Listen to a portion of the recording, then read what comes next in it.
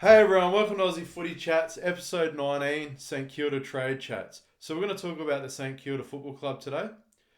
And also this episode is in dedication to a mate that I lost today.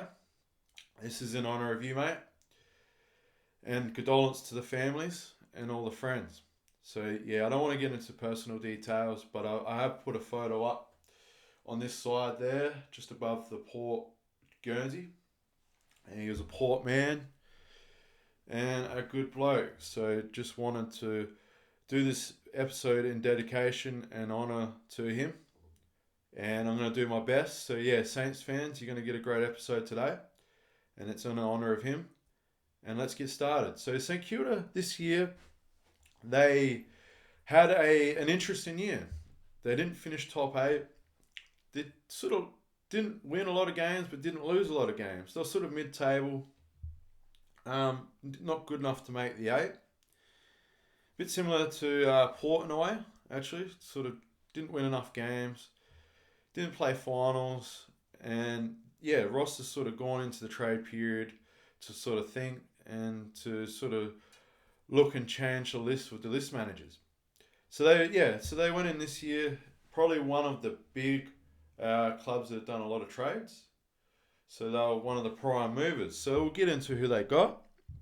So through free agency, they picked up 3 players: Tom De Koning, Jack Silvani, and Sam Flanders. So Tom De Koning was at Carlton, was their best ruckman, and also one of the best ruckmen in the AFL for at least half of the season. He fell off a bit towards the end of the year, with the Blues not being able to be in contention for the finals. So he's sort of big ruck, but also quite athletic for his size. He can clunk a few grabs, and he's a pretty good tap ruckman. His statistics were pretty good. He was averaging over 100 for most of the first half of the season with fantasy, so he's quite good. And yeah, so St Kilda have elected to pick him up. $1.7 million contract. Pretty hefty sort of wage. But yeah, he's come in and they've paid a fair bit of money and got a star ruckman. Jack Silvani, his father is a Carlton legend, fullback of the Century when they last did the Century team. So he comes from Blues royalty essentially. Struggled to find his feet early in his career. He was sort of, thrown around as a second ruck or a third tall forward or even a third key defender. He's put on a bit more size since he had an injury. Seems like he's sort of filled out a bit more. I think he's above that 25. He's about 25 to 27. I think he's in that gap now. So yeah, he's been around for a bit. Put a bit more size on.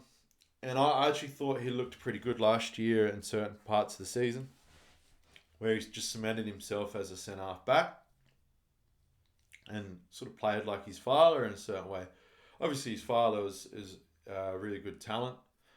But you could see that he was starting to sort of earn his spot and look comfortable. So yeah, he's just elected to leave Carlton and probably offered more longer term contract and also more money. So yeah, it's you don't see that a lot where club father son leaves the club. It does happen, but not it's not ideally not as prevalent, and he's decided to leave. Also, I think his dad is the list manager at St Kilda, so there you go, works out. But no, good football family. And yeah, I hope you can carry on and have a good career to finish your back end of your career at St Kilda, mate. So Sam Flanders is a Gold Coast midfielder that's been elected in free agency to go to St Kilda. Sort of your running smaller outside mid, who's a good linking player. He can play a sort of half forward role. Yeah, and he did play quite well. He obviously has the Ned Flanders sort of last name, so he's obviously shot to fame with that name. And yeah, didn't have to give up anything for those three players, and you can add a nice running midfielder into their lineup, and also a key ruckman, and a second or third tall defender. And we'll go with who they traded to get in. So they got the Saints parted ways with their 2026 second round pick in the Liam Ryan deal. So yeah, Liam Ryan is a high flying forward line player, half forward or in the pocket. He's only small, but he's a little bit taller than a small. He's sort of in that. He's not quite a mid, but he's sort of still a small forward in that sort of height range. But plays quite well above his head, so he's very good marking half forward. He can cover a lot of ground and present and be another marking target. Good goal sense around the goals as well. So he's crafty. He's quite athletic for his size and can pick the ball up off the ground and snap the goal pretty easily. So he's had a few injuries, and obviously West Coast going into a rebuild phase. And St Kilda sort of coming in. They're sort of a little bit above a rebuild, but also need to add in a few depth players to make their side a bit better. They did play finals a couple seasons ago, and now they've added these players in. And so we'll just talk about briefly who they sort of traded out. So yeah, they added a 2027 third round pick via the Jack Steele trade. So yeah, Jack Steele was their former captain, now been traded to Melbourne. So he was like a defensive type mid that was sort of a running mid too. So he's a bit of an in and under, but also an outside type mid, who'd be a sort of a run with type mid. So he'd run on with a player, almost essentially not quite a tagger, but that's the role that he would play. But yeah, he's quite clean on the outside, but has had a few seasons of injuries and form that has dipped, and the club has elected to trade him. And also, yeah, they're given a fresh start at Melbourne after they've lost a few of their key midfielders. And I'm surprised other clubs didn't go for him. They sort of elected not to go for him, and yeah, they didn't really. Melbourne didn't really have to give up a real lot. A 2027 third round pick, so it's a third round pick in a few years' time. And yeah, they got Melbourne got a reasonably good midfielder, and yeah, they've elected to sort of go with Flanders as a running mid. I know Winghager is one of their taggers and plays that run with role. And yeah, so essentially he's been traded, and they've got Flanders in as a running mid and Winghager as a tagger. So that explains their sort of roles. And also they traded out Max Heath for a fourth round 2027 pick. So he was like a ruckman that was on their list that they developed, and he's elected to be traded. And yeah, they sort of developed him, played a few games, he was in and out the side. He's no longer there, and he's been traded. So yeah, that's quite an interesting one. They've gone with that. They've also kept Rowan Marshall, so Geelong come knocking for a ruckman. As I mentioned that they've needed a ruckman in previous podcasts. It's probably the one thing that stops them from being that number one dominant team, and winning a premiership is getting first hands on the ruck contest. For a little while now, they've just run with Reece Stanley, who's getting older and also injured a bit more. So they tried to go for Rowan Marshall. St Kilda probably wanted 2 first round picks, or at least a first round pick and a player, or at least higher pick and a high second and a first.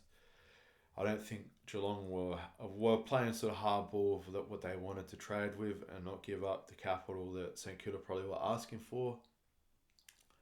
So yeah, that sort of explains that one.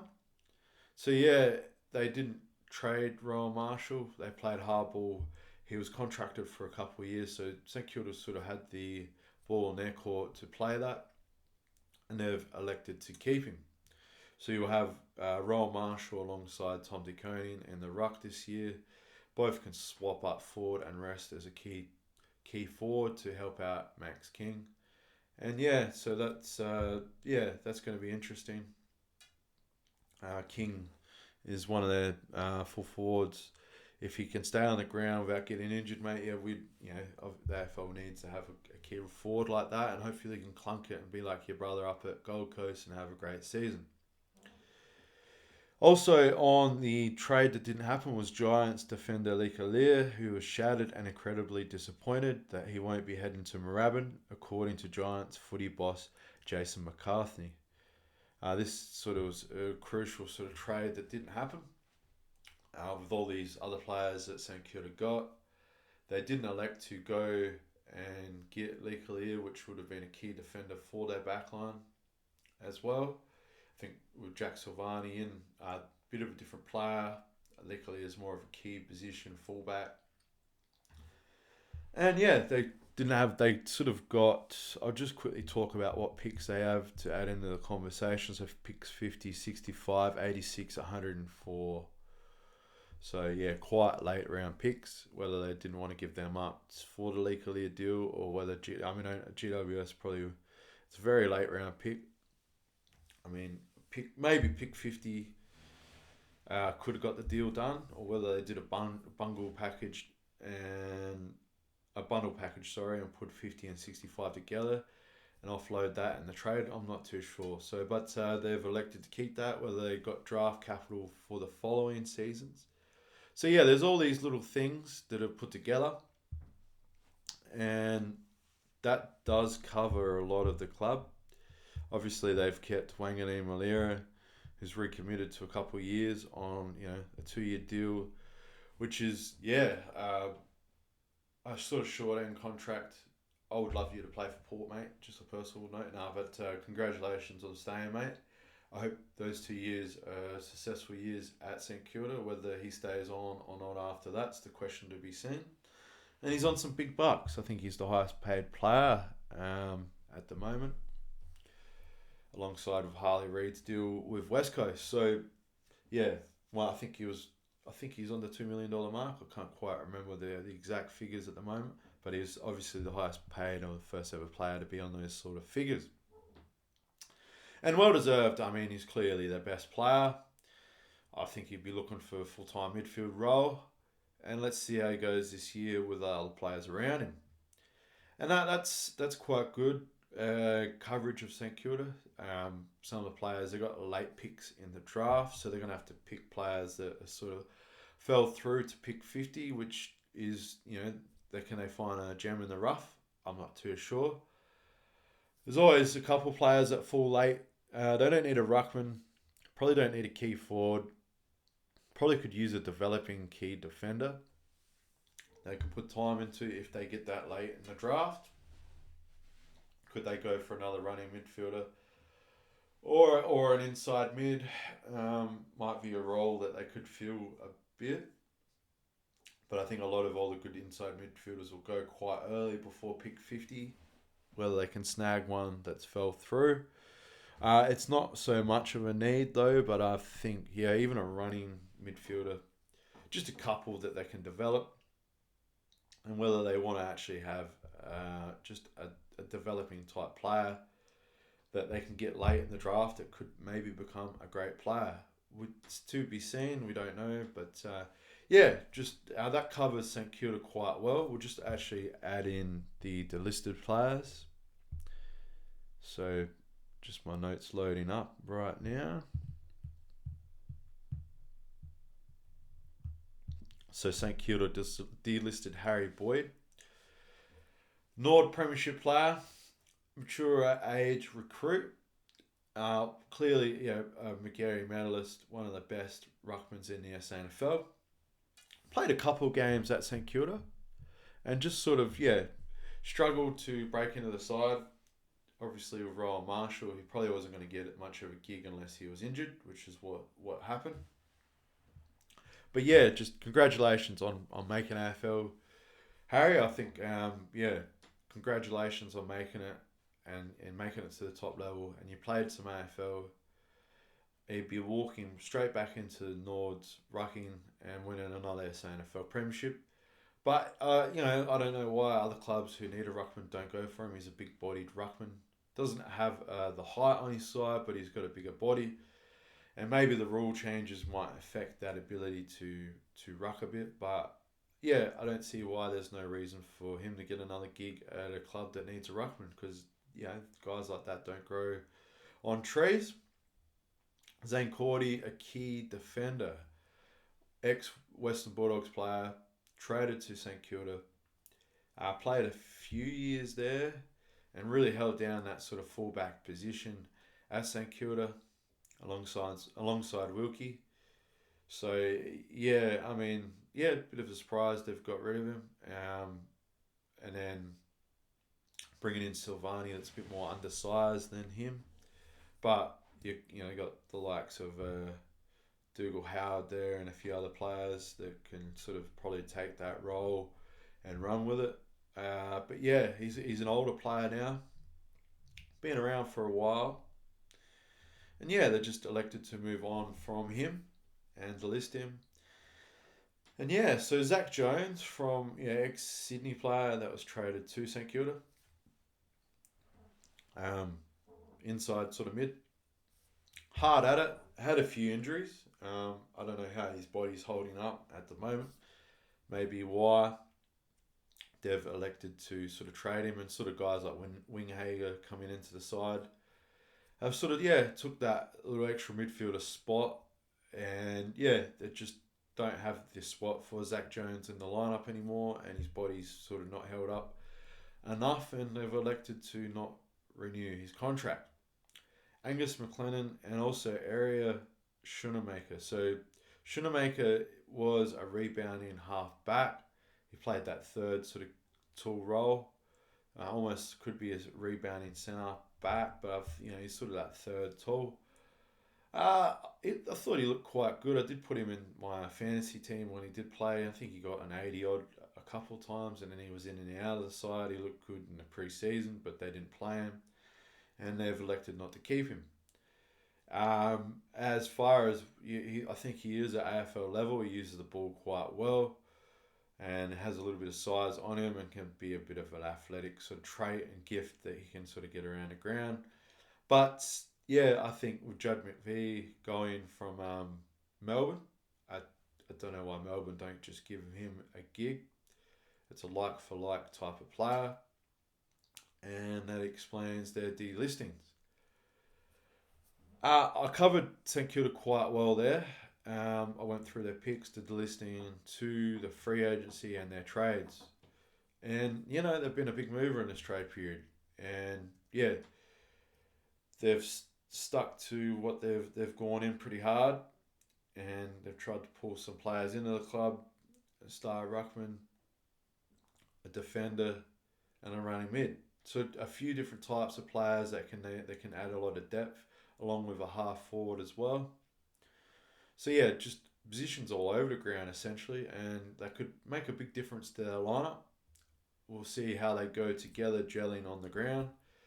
They'll do a pre-season together and start training, and we'll see how they go. So hope everyone enjoyed this podcast, and just would like to say thank you to everyone.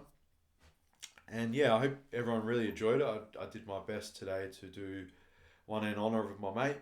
And this is just for him and for all the Saints fans. Just wanted to do the best job I could today. And football is important to everyone. And I hope you enjoyed it. And I'd just like to say thank you to everyone. And hope everyone has a lovely afternoon and take care. Thank you.